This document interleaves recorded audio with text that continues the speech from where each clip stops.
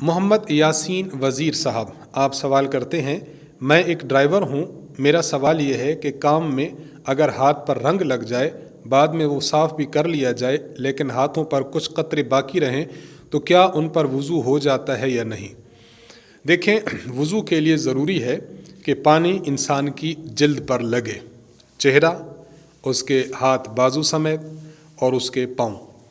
ان کو پانی سے دھونا، یعنی پانی بلا حائل آپ کے جسم کو لگنا ضروری ہے۔ اگر ایک قطرے کی مقدار کے برابر بھی، ذرا برابر بھی کوئی جگہ خشک رہ جاتی ہے،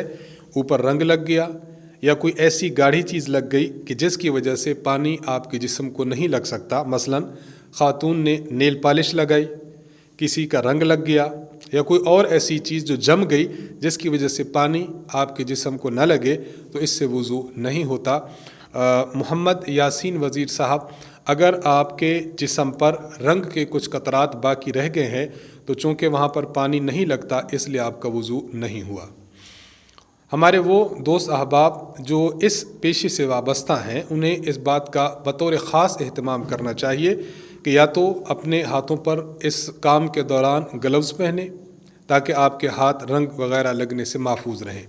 اور اگر گلوز وغیرہ نہیں پہنتے تو کم از کم یہ کریں کہ اپنے ہاتھوں کو اچھی طرح مٹی کے تیل سے یا جو پیٹرول ہے، جس چیز سے بھی آپ اس کو کسی کیمیکل سے صاف کرتے ہیں، صاف ستھرا کریں، تب جا کر آپ کا وضو ہوگا، وگرنہ انسان کا وضو اور غسل نہیں ہوتا، اور انسان صرف لاپرواہی اور سستی کی وجہ سے اپنے وضو اور غسل سے